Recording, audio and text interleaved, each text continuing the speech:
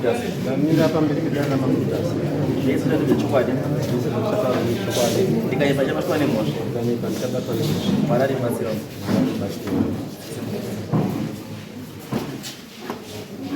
pamusoro changanecho ngati kutanga kwa first week ya February uri musi wa 6 warikuya pakauya mugara kutanga kwe February musi wa 6 kwakaitwa dare reprivate ndikuti private nekuti inani noziva sasabu wenzvimbo iyoyo. Meeting yaitwa yakazi iri kuitwa yekugadza sabu munyowani, ini handina kudaidzwa. Saka zvaitwa pakaiswa vanhu avo ndakadoma avo ndivo vakumhanya nebhuku. Saka handisizori zvakafamba sei, ini ndiri sabu wenzvimbo iyoyo. Sabu kundiraya semunhu village.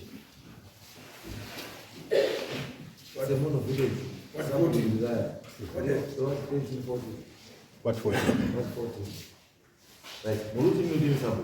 Yes. Askakaita kugadzwa musabu. Pakanogadzwa musabu. Imi ndisingazivi. Ini ndisingazivi. Akagadzwa ndiyani? Ini handina kuenda padare. Pane umwe ari padare but iwo pamundiwa kwatozvitaura. Imi pamazira pakaita office muzotaura kuti pakagadzwa sabu. Makatiudzwa kuti pakagadzwa sabu kuti pakagadzwa nemunhu. Hanzi pakauya vanozowana tsopotsa vakagadza chairman na secretary na vice secretary ndivo vakumhanya nebhuku kusvika izvozvi. Tsopotsa ndiye tsopotsa ndiye dzemunhu zvakare ari ani kubhuku une simba ripi? handizivi kuti simba racho rakabva kupi because sabhuku ndirari uripi tsopotsa wacho tsopotsa murume here ari mukadzi murume saka mai munosimudza mati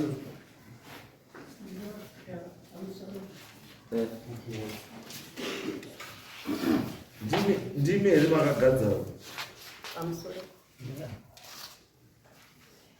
akagadza ndimi here handitirini yangadzi yangu patolume yetsopotsa ndiye watiri kuda iye zita rangu ndirika tsopotsa iye ndiye watiri kuda haasi kunzwa mushishi haasi kunzwa mushe orit simba rekuti agadze sabhuku akaona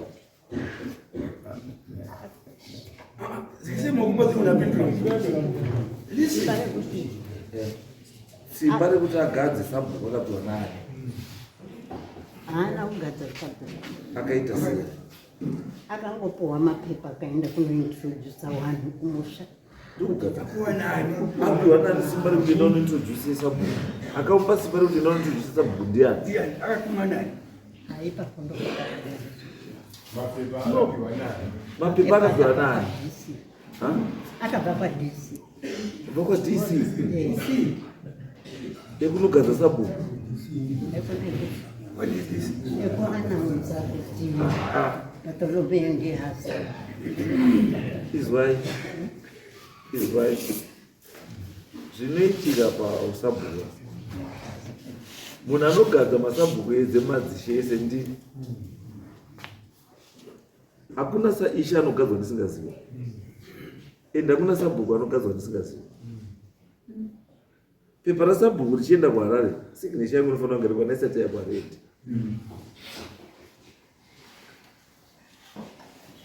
saka zvinokwanisa kunga zvakaitika kana muri kuti uyu anga ari acting sabhuku ndobva kwachuzwa nemhuri umwe sabhuku mapepa ake ndobva aenda through the system kunosvika kuharare pakadzoka mapepa ake kuti mapepa adini aaprovwa kuti ndiye akuita sabhuku procedure inotika kana adzoka ishe wenzvimbo iyoyo ndiani ndimedzani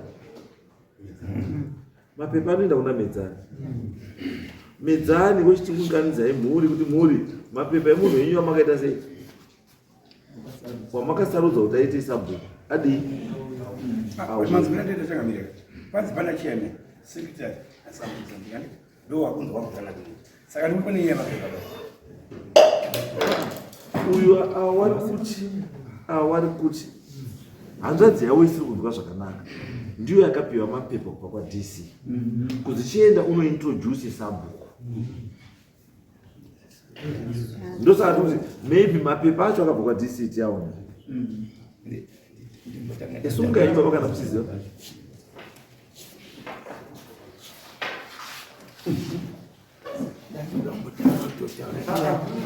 ndinotoda mapepa akabva kwaDC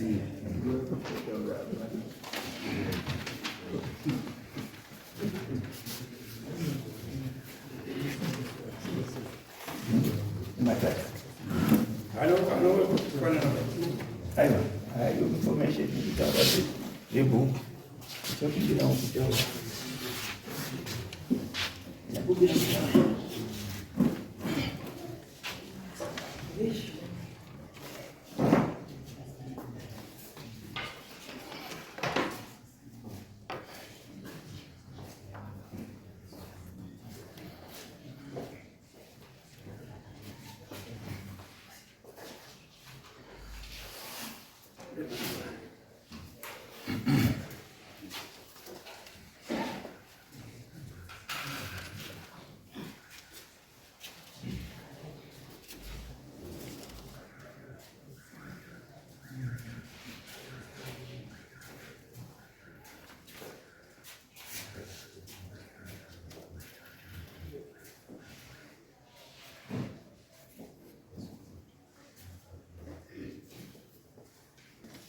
Yes, kuzvamusheyandadziwa.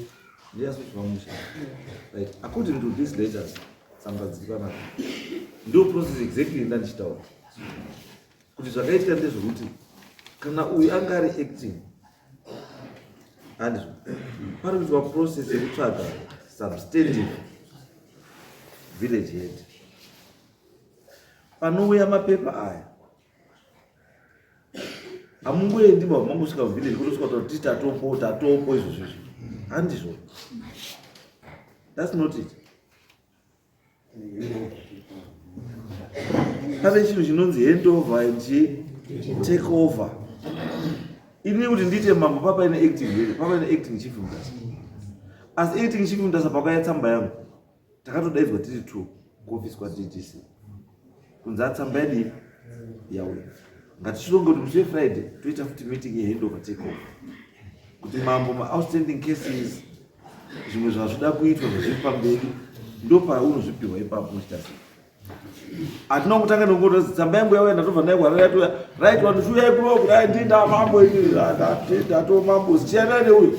No, it's an African. Hapana hunhu hapa. Panoleka chi. Yes, for sure. Tsoposa Betromeo Langanai akaappointwa musi wa 6 February 2025.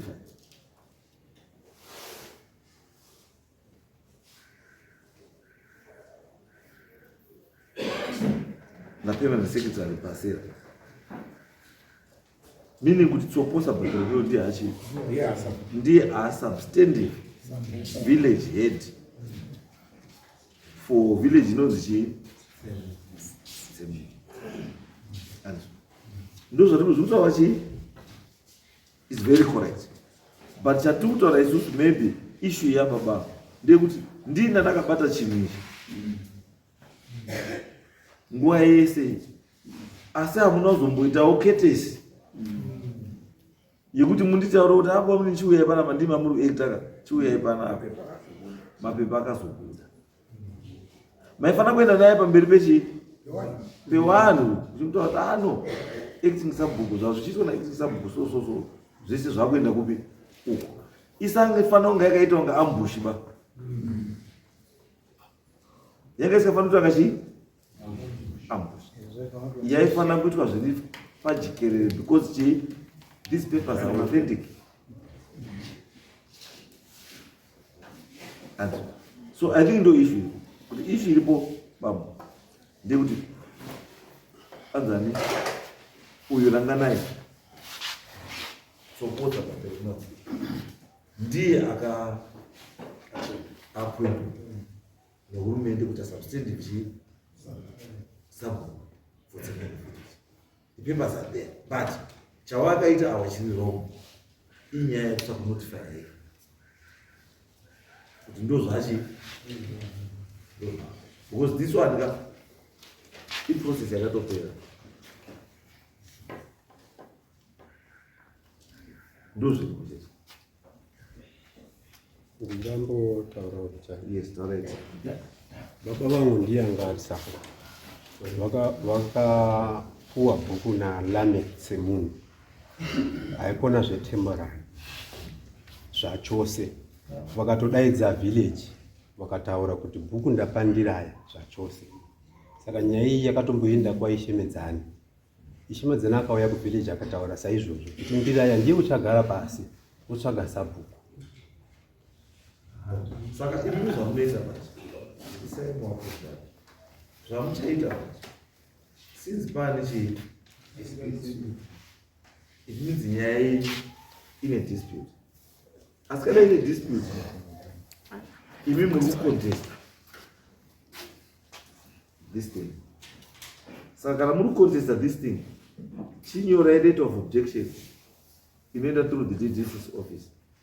DDC wozondikopawo wozontaurirawo so that nyaya iyo izotariswe nokupinda mudare kuti zvakaitwa ndizvo here zviri correct kana kuti ndizvo. Asi for now kana ichi chinhu chaapo ichi hatina chatokwanisa kuita, ndozvitoripo izvozvo. Haasabhuku ndibhadhara munooranga naye ndiye haasabhuku. Imimi kana muine ma-issues then you have to contest disappointment. Yes, ndo chete zviro. Saka kana kuri kuenda kuvillage imi munofanira kunga muripo, chiendai muite ma-introduction zviri pro, moita handover takeover zviri pro.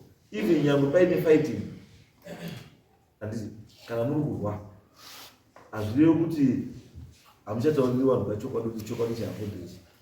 Taurai vanhu chokwadi so that people are not misled. Yes. Kana zvichiita tinokwanisa kuti shemedzani mubatsira vanhu vamoita basa iroro. Arrange for this meeting so that vanhu vataura kuti sabhuku hapo ndiani whilst avo vachicontesta nyaya yavo nenhasi, because we cannot change that because that's it's a legal document. Yes. And the next case.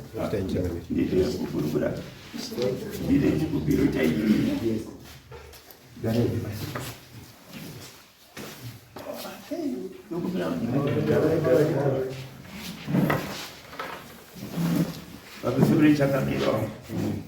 Takauya pano mumashure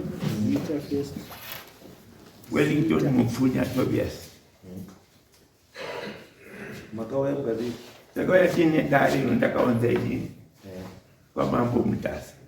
Mumashure umo ndichiti nini awa baba wakagadza vanhu mumutamangu ini ndokwakatangira nyaya iko zvatosiyana. aiwa Imimi chiuya neminda iri separate. yeminda yakapera ndandoti tikatsanangura zvinonzwisisika. Alright. Issue yapinda nhasi handi maripota ndimaripota ndindaripoterwa nyaya ndosaka ndati handi imi maripota pa nyaya yeripotwa yaita sei. If you have got another issue, report the issue. And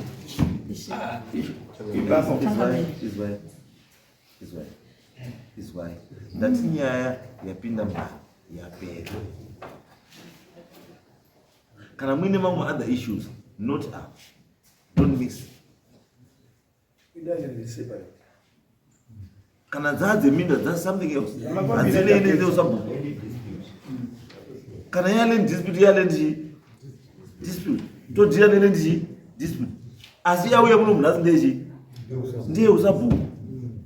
ndo pane nyaya yacho kuti awa nenyaya minda vari kudenga minda yavakagarisa. Saka utsvaka nyaya kwandiri urambe uchiextenda nyaya vanhu vakagarisa mundau vachibhadharisa munhu ndibhathiro bewero bezina natombodaidzwa pakesi ndati ndimi here bhatirebo vakagadzwa sabhuku ini ndiri mupfunya akapiwa nyaya kuti hanzanzi yake yabhatirebo yakaitwa nani tisungaimende but inyaya dzenzatadzwa sabhuku ndedzabhatirebo tisungaimende Changamire, ndandichikumbira ndaida kutaura zveusabhuku. Ndandichikumbira 2 minutes. Pamusoro yechangamire nemakorokota enyu. Inini ndakaitawo tsvagurudzo. Zita rangu ndiri Maindiraya, ndini mukadzi wa nyaya dzemabhuku imi mamuiti tsvagurudzo yekwandiraya munoita tsvagurudzo yekwandiraya muri hana muri tete itai tsvagurudzo yekumusha kwenyu izvi zvevarume zvisiyanai nazvo vandiraya vaite tsvagurudzo dzavo wasaunike tsvagurudzo mukoti wobva